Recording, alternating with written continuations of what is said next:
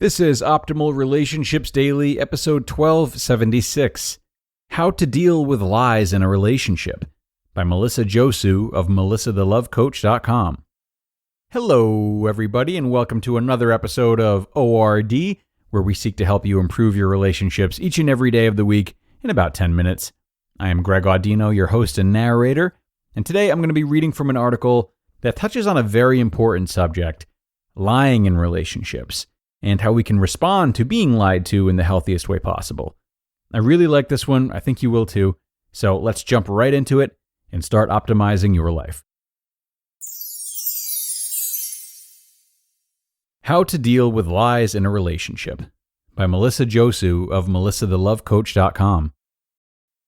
Have you seen this quote? Quote, "The worst part about being lied to is knowing that you are not worth the truth." End quote. I saw that in a recent Facebook post by a friend who found out that her husband lied to her about his internet use and the kinds of sites he was visiting. I'll let you guess, it rhymes with corn. But I actually disagree with the quote. The quote basically says that lies hurt because they make you feel like you're unworthy of the truth. But I think the quote misappropriates the injury. Someone can only injure our sense of worth if we believe that our worth can be compromised by another person. But aren't we already worthy? What's really being injured is the integrity of the relationship. Being lied to hurts because it's a breach of trust. The liar leads a person to believe one thing while actually doing something different. But lies have nothing to do with the worth of the person being lied to. Lies are really about the sense of self-worth of the liar. Think about it. Lies hide the truth, and a person lies because they are ashamed of what's true.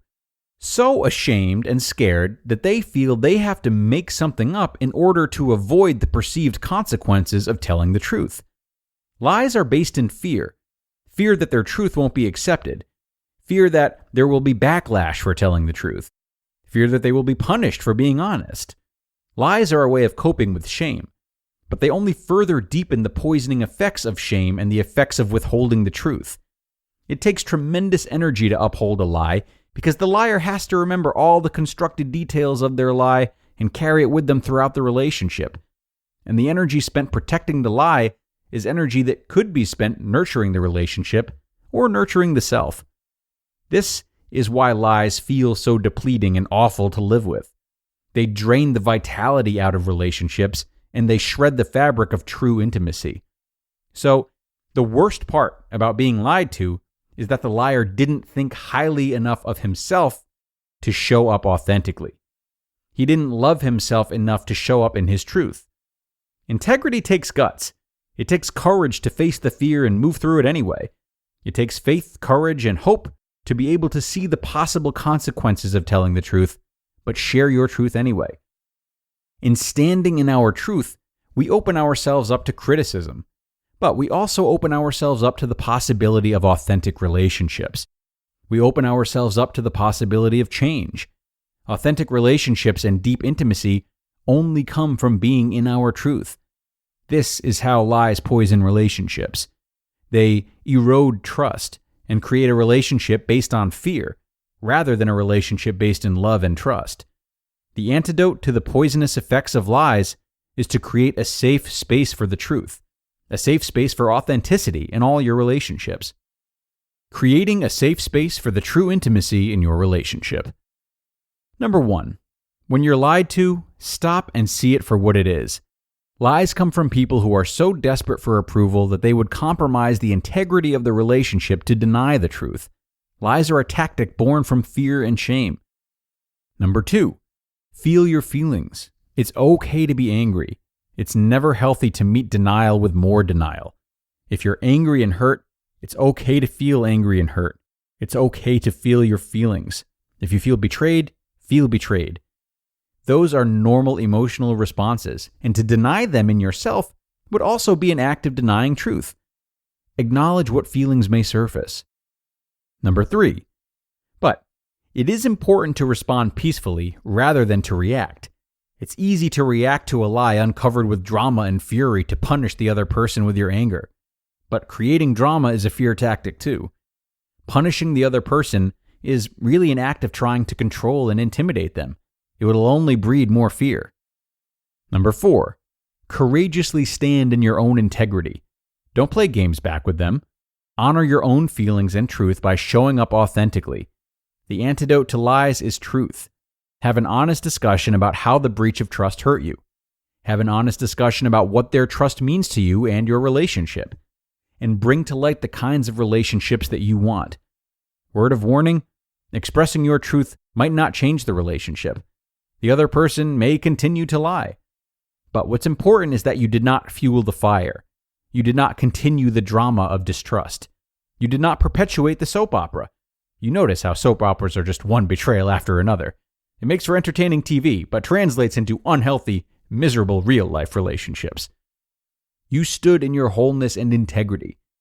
Meeting lies with truth opens the door for having more authentic relationships. But it begins with honoring our own truth.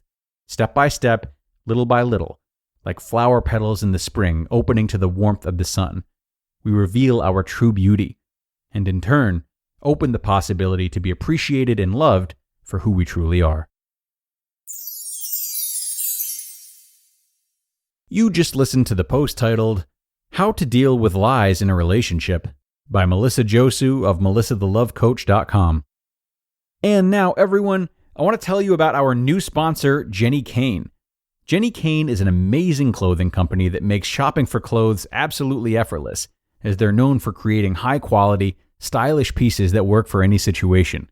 And honestly, this also makes Jenni Kayne a huge time saver, because there's no more guesswork when picking out your outfit for the day. All their clothes are reliable, versatile, and very comfortable.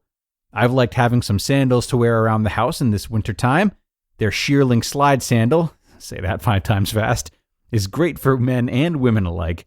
They keep your feet extremely warm, and they provide maximum comfort and style, whether you're wearing them in or outdoors.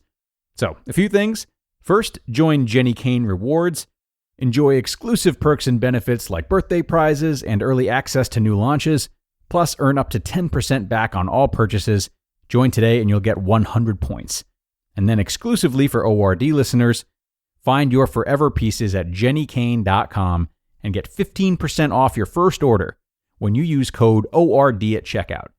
That's JENNIKAYNE.com, promo code ORD. And that's a great post from Melissa today. Thanks so much to her for that.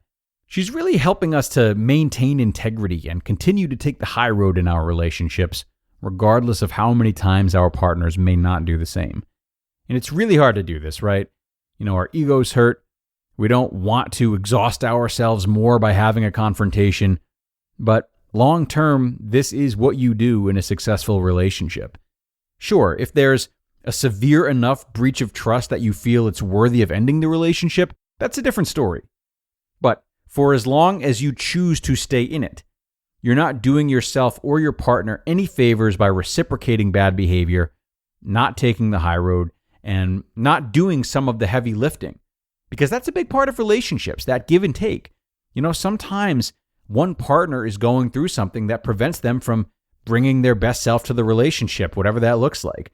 And thus the other partner puts more of the work in, trusting that the tables might turn someday. So it's important to always put our best foot forward up until the point that we decide the relationship can no longer continue. And I think Melissa's work did a really good job of illustrating that today. That will do it for now, though, everybody. Really glad to have had you here. And of course, I hope to see you again tomorrow for another great post and where your optimal life awaits.